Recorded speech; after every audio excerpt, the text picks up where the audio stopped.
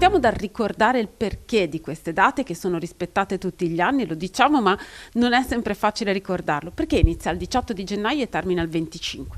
Allora, l'Ottavario di preghiera per l'unità dei cristiani inizia con la festa della cattedra di San Pietro e si chiude con la conversione di San Paolo. E questo è dal 1908. Per tradizione l'emisfero nostro sceglie queste date. Nel sud del mondo, dove comunque in questa stagione fa caldo, eccetera, magari scelgono anche altre date durante l'anno, però storicamente noi la facciamo in questa data. E a rotazione sono le comunità più antiche che scelgono il tema e ci lavorano sopra, proponendo la traccia che poi viene adottata da tutti. E quest'anno il tema per l'Ottavario di preghiera dell'Unità dei Cristiani è stato scelto dalla Chiesa Apostolica Armena. E è stata fatta questa scelta perché nel settembre del 2024 è stata riconsacrata la Cattedrale Madre. E quindi nella capitale dell'Armenia si sono riuniti i vari esponenti del Dicastero per l'unità dei cristiani, il Consiglio ecumenico delle chiese, in modo che ci fossero veramente tutti, ed è stato individuato il brano di Efesini 4, versetti 1-13. E poi è stato stilato, appunto, dicevo, questo percorso che viene comunicato, sui quale le comunità poi locali lavorano per adattarlo a quelli che sono i bisogni del momento, del luogo. Ecco, nel territorio del Levante della Liguria, quello che corrisponde alla diocesi di Chiavari, quali saranno gli appuntamenti? Allora, l'appuntamento è venerdì 23 presso la chiesa di San Siro a Santa Margherita. E anche questa è una scelta, diciamo che non c'è mai lo stesso luogo, è itinerante proprio perché nessuno possa dire però è sempre stato troppo distante da me, io non ci posso andare, e quindi sarà in questo luogo.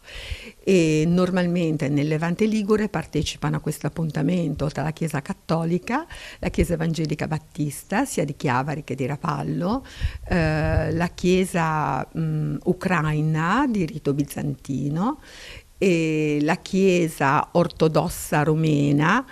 E gli anni scorsi, quest'anno non ho ancora la certezza della presenza, però partecipava un rappresentante della Chiesa russa ortodossa, che non vive l'ecumenismo normalmente, non partecipa al cammino ecumenico, però a livello personale padre Marian di solito si fa vivo in qualche modo, ecco, quindi questo ci sembra una bella cosa.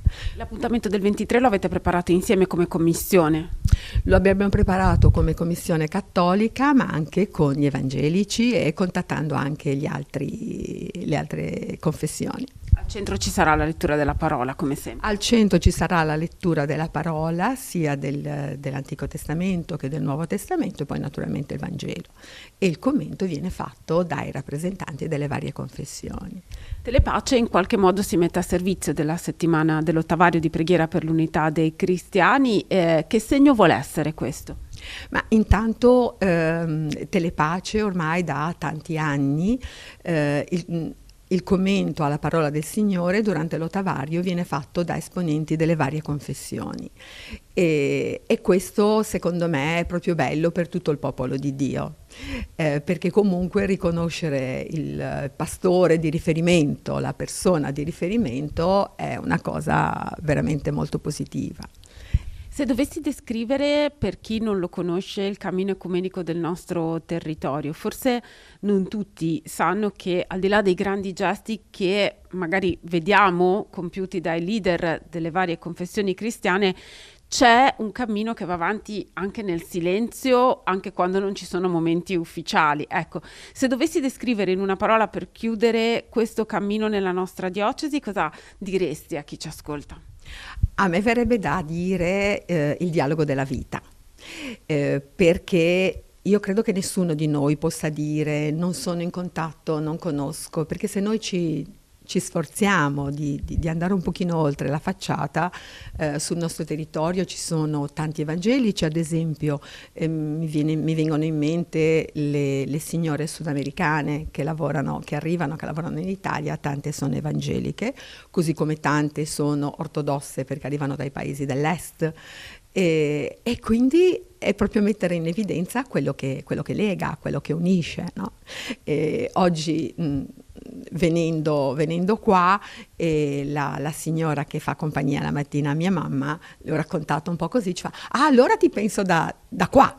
E a me sembrava bello questa cosa, il poterlo dire, no? Perché poi è questo che fa. Noi non cambieremo il discorso teologico, sicuramente non è a noi che tocca, la relazione sì, perché l'amore è quello che resta ed è quello che conquista.